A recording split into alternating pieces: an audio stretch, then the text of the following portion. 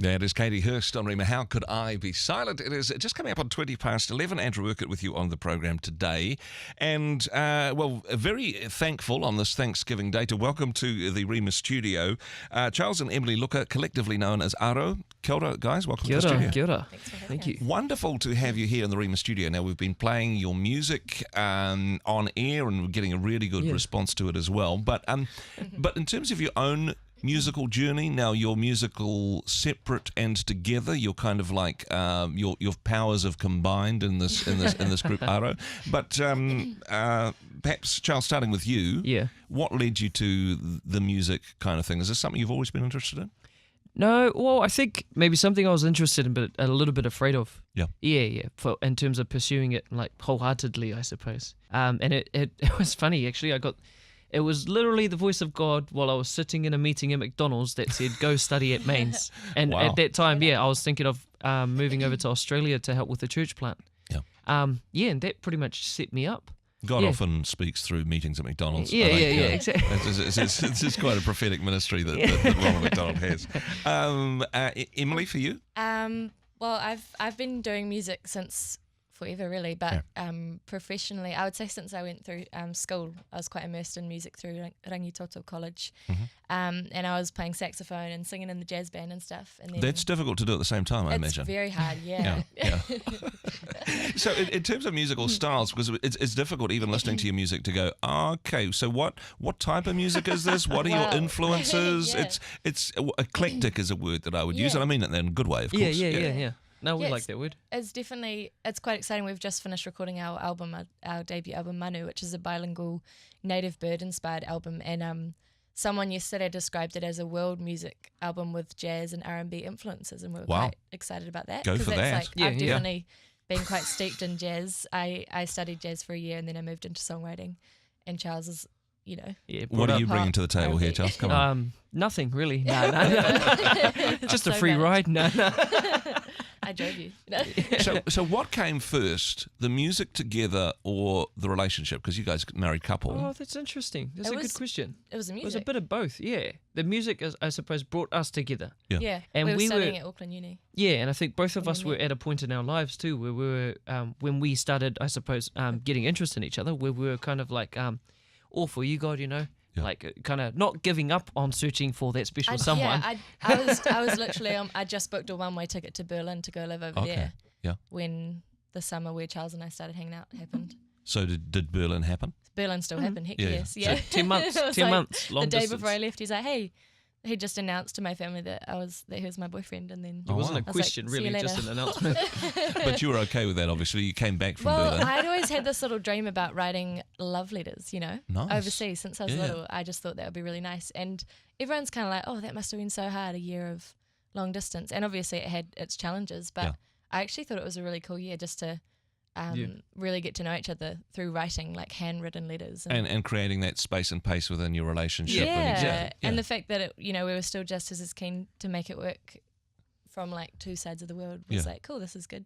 No, very cool. So I came home and got engaged, really. So it wasn't just, oh gosh, she's got a great voice, I'd love to be in a band with her. It was a bit of a deeper, more spiritual thing for you, Charles? Yeah, it was. I think it was the first Festival 1, actually, where all great things happen. Parachute, Christian camps and things like that. Yeah. But it was, I think I saw, because I come from a family where my mum and dad, they're huge givers, and it's kind of like, seeped through us and some of what we do. But Emily was one of the first people who I became friends with, who gave just as much as I was familiar with, particularly in my Māori culture. And that, I know, my ears, my eyes pricked up. I caught the scent and I followed her. Yeah. Scent, sorry, babe. It means that in a spiritual way. Yeah, not necessarily a pheromone kind of thing, really. Yeah. The aromas of God. I do remember when I first heard Charles sing that, I was like, flip. He's got a pretty mean voice. Yeah, no, that's really good. And it is, I mean, you guys, various incarnations of you guys working together. You did that thing where you combined your names. You were Chem for a while. Yeah, that was a bit cute. Yeah. Was it the chemistry? Was it the chemistry? Well, I thought, is it My Chemical Romance? No, is my it brother was Chemical just like, Brothers? oh my gosh, Charles and Em, you should be Kim. And then we were like, oh my gosh, and the chemistry, well, it makes perfect sense. Yeah, it And does. then after about 6 months, we were like, oh my gosh, No, why? I was longer than that. I think it was about a Was year. it? It was a Just little realised it was a bit cringy. Whatever the name, Decided to guys, change it. you sound absolutely fantastic. Now, you mentioned before that Te Reo Māori is a key part of what you guys do, and it's an important part of this new album. What was the inspiration behind that? It's just, again, a combination of who you guys are? I think a combination of that and some conversations. I had my pastor's almost got his master's in music composition, and he studied in Waikato University, where it's compulsory during your music studies to take a Māori music paper. So in our conversation, he was talking about how nature would inspire our ancestors to write melodies. So like a bird, or the sound of the wind blowing past the bark of a tree. Little whistles and little hums that pick up on that and write songs from that. And so we were up in Mount Eden. This is where it started for us, on Mount Eden, and I just happened to have the ukulele. Actually, about a year ago. Yeah, true. And I heard a tui sing a melody, and I managed to pick it up on the ukulele, and then I found some chords. I was like, oh babe, let's start writing a song. And that kind of though that song's evolved quite a lot. Yeah, massively. That was it's completely rewritten. The Tui wouldn't recognise it anymore, right? No. But that kind of trailblazed the idea for this project, and the project keeps evolving. We sat in on a seminar concerning Māori perspective and worldviews on how we view the environment, and there were 5 signs that came up, and Manu was one of them. So we've decided to do a series of 5 albums, and this is part 1 of 5. Wow. Yes. Yeah, So and you'll find out what those are as the years And go. all of Don't them- reveal too early No, on this right. one. Yeah, keep us in But suspense. all of them will definitely have a nationwide tour to follow on, because we Very love just taking it everywhere we want, like all over the country, like little towns, big towns. Very good. And hey, Cool. wonderful opportunity for you to have holidays as a couple, Exactly. and some money, and do your music and your ministry along the way. So the album Manu, that is inspired by nature, inspired by native birds. The one inspired by a tui, different birds, different songs. Is that how it works? That's exactly Yeah. it. So the korimako, we've got 10 different birds that, We wrote. and they were written. The only birds that are on the album, everyone's like, oh, what about this bird and this bird? Yeah. But it's actually the ones that we heard first, and they were the ones that made it onto the album. So we're thinking of doing maybe a follow-up album, because there's been a few more that we've Well, a heard bit of an since then, EP, but- yeah. People have put in Manu some 2. requests. Yeah, Manu number 2. Yeah, pretty much. Yeah, so The requests. Well, certainly looking forward to hearing the music, and we'll also find out more about the tour that you guys are involved with. Going to be performing a song here in the Rema studio. Back with the guys from Aro in just a moment. My guests in the studio, Charles and Emily Luka. Collectively, they are Aro, and a new album out from them called Manu. Now, this officially released mid-February, is that correct? Yep, February 15th is the release date, 2019. However, I know you guys did a Kickstarter for this, right? Yeah. So people already got on board. It's a wonderful way to do music nowadays, isn't it? You know, Yeah, let's it's test cool. the fan base, see how hungry they are for it, and yeah, I mean financially that's quite a good model as well, I imagine. Yeah. Yep. What was the response on that, Charles? On the Kickstarter? Yeah. What was it? Oh, Come on, be I'm real.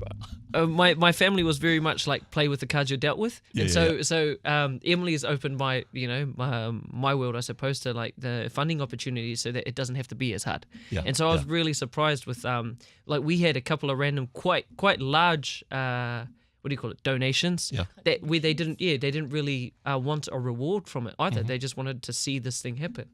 So those were the most encouraging ones.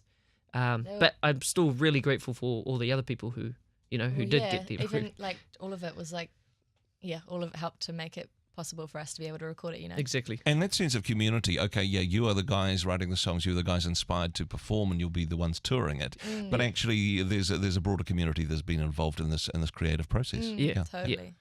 For those that got on board early with Kickstarter, of course, for some of them in particular, their pre-orders already locked in. But I understand for people listening today, you're open for pre-orders. We have got pre-orders as of Monday. If you head on over to Bandcamp and search Aro or Manu, it'll pop up, and you can get either a pre-order of the digital download or a physical album, which we'll send to you being Wow. on the Beautiful release date. artwork by Manu Berry from. Yeah, his name's Manu as His well. name's Wow, Manu, yeah. it's not named after him or anything? Dude, we're not going to give you a credit. We'll just name the album after you. Just, yeah. Or did you choose it the other way around? We need to find an album cover artist that, no? Yeah. No, we met this guy on our tour. He's got a beautiful art gallery down in Dunedin, and he was the most hospitable, wonderful guy. He was awesome. We really enjoyed staying down there. Yeah, at Bellamy's Gallery down in in Dunedin. Yeah, very, very cool. Now, you're going to perform for us one of the songs from the album. We already know it's inspired by a native New Zealand bird. Yeah. So what's the bird? What's the story behind it? So this one is called Toho. It's the final track of our album, and the Toho is the silver eye. Yeah. Toho translates to be stranger. And that's because apparently it got here by a storm. A storm had blown its flock over here. But they made, they made the best of their situation, and now they're native, and they're, one of our beautiful birds, beautiful singers, I suppose, of our environments. And so the song's really about just not so much embracing the storm, but see through it, because there can be some light on the other side. Yeah. Yeah. Cool. Yeah. No, very cool indeed. Take it away, guys. Looking forward to hearing it. Cool. Alrighty.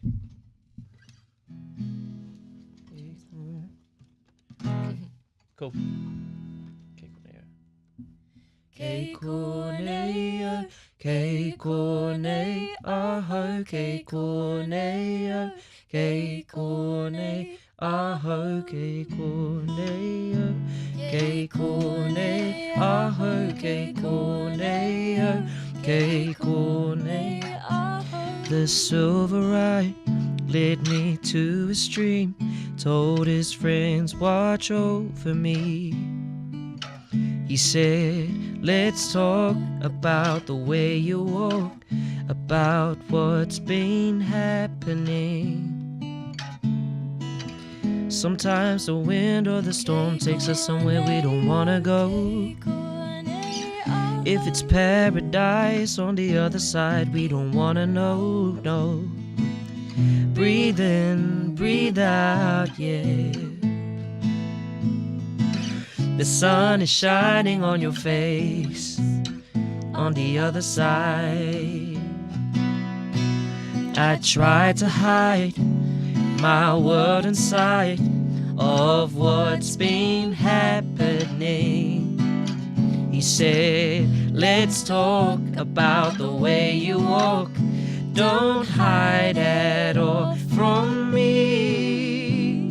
You never asked for any of this, but here I am. Sometimes the wind or the storm takes us somewhere we don't wanna go. If it's paradise on the other side, we don't wanna know, no. Breathe in, breathe out, yeah. The sun is shining on your face on the other side, on the other side, on the other side, on the other side, on the other side. You never asked for any of this, but here I am. You never asked for any of this, but here we are. Sometimes the wind or the storm takes us somewhere we don't wanna go, no. If it's paradise on the other side, we don't wanna know. Breathe in, breathe out, yeah. The sun is shining on your face on the other side. On the other side, on the other side, on the other side, on the other side, on the other side. You never asked for any of this, but here I am. You never asked for any of this, but here we are. Woo! That is absolutely fantastic, guys, and a really beautiful song indeed. Now, this is from the upcoming album Manu, and if people go to Bandcamp, search either Manu or Aro, then they can... Or just head to our Facebook page, and it's like probably at the top of the page there. Yeah, no, or website. Very good details indeed. Now, I understand you're talking about touring each one of the projects. Now, are you? I mean, this is the 5-album set that people are going to get the box set on in a few years, right? Are you at a space to be able to announce details of your tour? Sounds like you're going to be pretty busy over summer. Yes, we're actually officially announcing it on next Friday, on the 29th of November. You couldn't give us a sneak peek exclusive? We could probably tell you that we've got 23 shows booked. Wow. As of last week, we added another 3. It was 20. And then I was like, oh, why not just chuck a few more in there? While you're about it, I mean, seriously, yeah. Might as well fill all the dates up.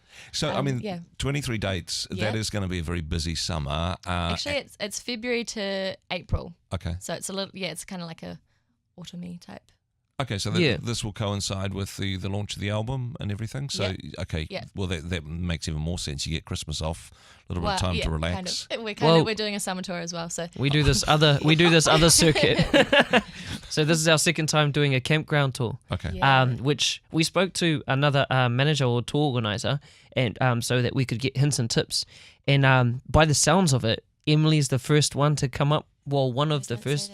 People will start stealing the idea. No, well, but that's like, I'm saying it right here now, it's Emily's idea. It's live on the radio. You've got copyright on that. Yeah, exactly. But to tour around, because we live out of a van as much as we can. We've been thankful to be hosted by families while we've been in Auckland recording. But last year, this last summer, they'd give us free accommodation if we performed 1 or 2 hours for their campers. Wow. And while we were there, we hooked up with venues and they paid us and fed us. So it was a cool deal. But this year it's kind of... It's a little bit different, So we've submitted that we'd like the same deal, but could we also get paid from it? Because that's good, man. That's a really it's actually been really, really awesome. We're excited to be back in campgrounds again this year. Because it's one thing to say, hey, look, we're going on holiday, and if we just break even, that's fine. But this is what you guys do. This is your calling. This is your ministry, right? So it'll be good to pay the bills. We all know that winters are quite hard. And they're happy. They were happy. Like for the camp, their campgrounds who like wanted us back. They're like, sweet, nah, don't worry about it. And, one campground's booked us for three different events. We're like, sweet. That's very cool. Now, this is over and above the official tour that you're doing, which starts mid-February. So if people wanted to see you in concert before mid-February, they just got to randomly go to Camping Grounds. Yeah, come along to our Facebook because we've just announced it recently as well. Campground where we're going to be. Yeah, that's not so much. It's a bit of a mix of original music and just like party bangers. And it's free shows for everyone. Other than the campgrounds who are hosting it. It's a free show. No, it sounds like really adding value to that quintessential Kiwi experience. It's campgrounds over summer. Guys, wonderful to have you in the Rima studio. Thank you so much for your gift of music that you've bought. And we certainly wish you all the best for the album, for the tours, for the campgrounds, and for what happens next for you and your ministry. Great. Thanks for being part of the program. Thank you.